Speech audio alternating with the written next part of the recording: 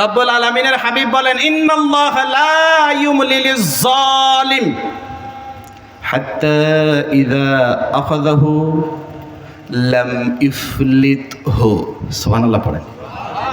লা ইউমলিলিজ জালিম, আল্লাহ রাব্বুল আলামিন জালেমদেরকে একটু ছাড় দেন, ছাড় দেন, ছাড় দেন, ছাড় দেন, ফিরে কিনা, ফিরে কিনা, ফিরে কিনা দেখি।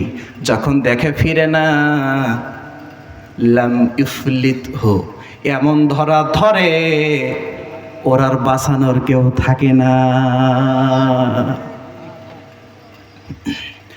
ও জানতো ইয়ারিফুনা নি'মাতাল্লাহ সুম্মা ইনকিরুনাহা ওয়া আকসারুহুমুল কাফিরুন। ও জানতো সব নিয়ামত আল্লাহর। নিয়ামত কার? আল্লাহ। পদ দেওয়ার মালিক কে? কিন্তু ও মনে করতো মনে হয় আমার নেতা খুশি হয়ে আমাকে দিয়ে দিয়েছে। একটা আওয়াজ দিয়ে বলেন তো, জনগণ যাকে ভোট দিয়ে চেয়ারম্যান বানাবে, এমপি বানাবে, মন্ত্রী বানাবে, ওই জনগণ ওই নেতার প্রতি ভালোবাসা যিনি অন্তরে সৃষ্টি করে দিয়েছেন তিনি কে?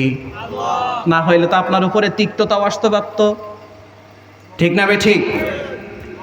এখন আপনি যদি মনে করেন যে সুযোগ পাইছি আর পাবো, এ আমার বাপ দাদার পৈতৃক সম্পদ, যা ইচ্ছা তাই করব পাইকারি হারে, আল্লাহ বলেন না না না, বাল নাকযিফু বিল হাক্কি আলাল বাতিলি ফায়াদমাগুহু ফাইযা হুয়া যাহিক।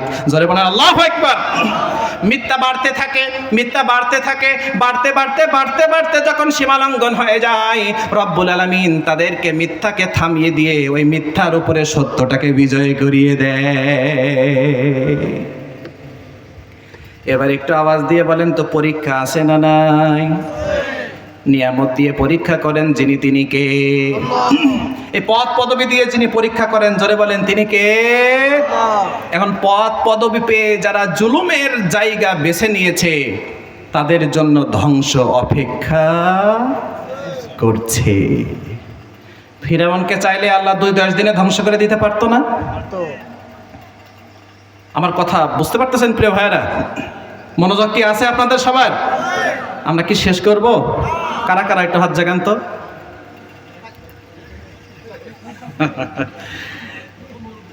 ও তার মানে 2-1 উঠাইছেন, বুঝতে পারতেছেন না আসলে কি বলা উচিত, এমন নাকি? আচ্ছা শেষ করব না, কারা কারা একটু হাত জাগান তো। হাত উঁচু করে রাখেন সবাই, হাত উঁচু করেন। প্রিয় ভাইরা, এখানে মাহফিল হচ্ছে, আশেপাশে জালেমদেরকে একটু কানের ভিতরে আওয়াজ দেওয়ার দরকার আছে না নাই? শয়তানের কানে আওয়াজ দেওয়ার দরকার আছে না নাই? ওই জন্য আকাশ বাতাস প্রকম্পিত করে একটা তাকবীর হবে সবাই মিলে, নারায়ে তাকবীর। প্রিয় ভাইরা, আমাদের সব ভালোবাসা কার জন্যে? আল হুব্বু ফিল্লাহ ওয়াল বুগদু ফিল্লাহ ওয়া আ'তা লিল্লাহ ওয়া মানা'a লিল্লাহ ফাকাদ ইসতাকমালাল ঈমান। সুবহানাল্লাহ পড়েন। আমরা কাউকে ভালোবাসবো কার জন্যে? আল্লাহর জন্য। সবাই একটা আওয়াজ দিয়ে বলেন, কার জন্যে? এখন সে আপনার বাবা, সে আপনার ভাই, সে আপনার আত্মীয়, সে আপনার নিকটতম মানুষ, বন্ধু বান্ধবের মধ্যে, কিন্তু তাকে ভালোবাসলে আল্লাহ খুশি, বাসা যাবে? জোরে বলেন যাবে?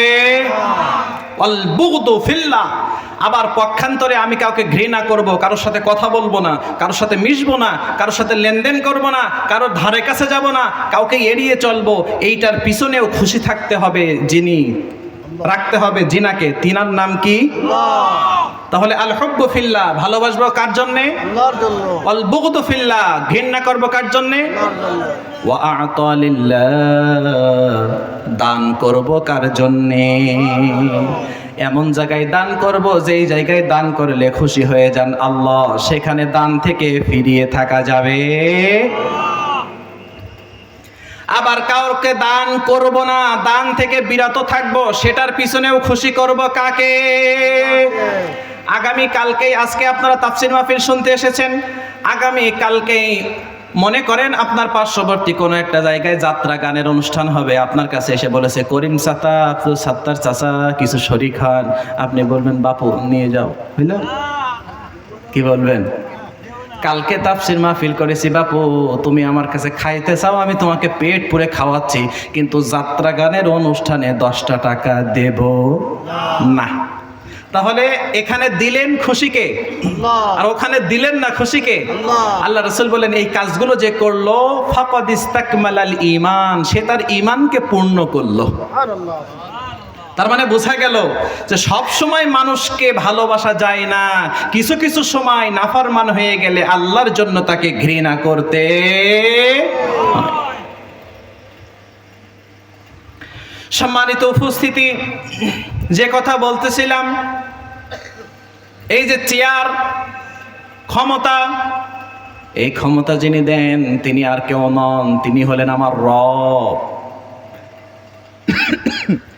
এই ক্ষমতার চেয়ারে বসে যারা জুলুমের রাজত্ব কায়েম করে, তিরাসের রাজত্ব কায়েম করে, রব্বুল আলামিন বলেন শোনো শোনো শোনো, আমি তোমাকে সামান্য একটু ছাড় দিয়েছি, কিন্তু একেবারেই ছেড়ে দেই নাই।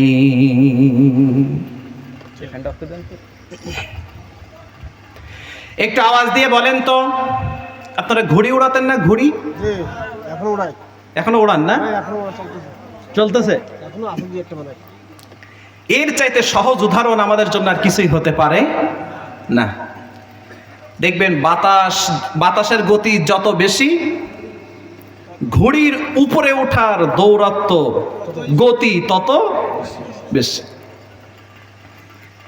বাতাস আসতেছে, আপনি সুতা ছাড়তেছেন, উড়তে উড়তে উড়তে উড়তে দূর আকাশে উড়ে গেছে, নাটাই আর সুতা নাই, সব ছেড়ে দিয়েছেন। ঘুড়ি দেখবেন ওই আকাশে উঠে বাতাসের তালে তালে মাথাটা এমন করে নাড়ায়। ঠিক না বে ঠিক? জোরে বলেন ঠিক না বে ঠিক? ঘুড়ি যেন বলতে চায় আমি সুযোগ পাই না, আজকে পেয়েছি, অনেক উপরে উঠেছি, মাথা নাড়িয়ে যেন কি একটা বলতে চায়, আমি আর নিচে নামতে চাই না। এবার একটা আওয়াজ দিয়ে বলেন তো, নাটাই কার হাতে? আপনার হাতে। আপনি ঘুড়ি উড়াচ্ছেন, ঘুড়ি যখন মাথাটা দল দেয়, আপনি বললেন ঘুড়ি মাথা দলিও না, মাথা দলিও না, কলকাঠি আমার হাতে।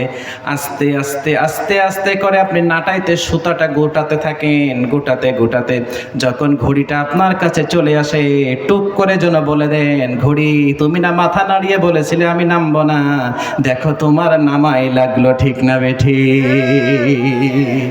ওই জন্য জালেমরা বাড়তেছে, আল্লাহ ঢিল দিচ্ছেন। ঠিক না বেঠি? অহংকারীরা বাড়তেছেন, আল্লাহ ঢিল দিচ্ছেন।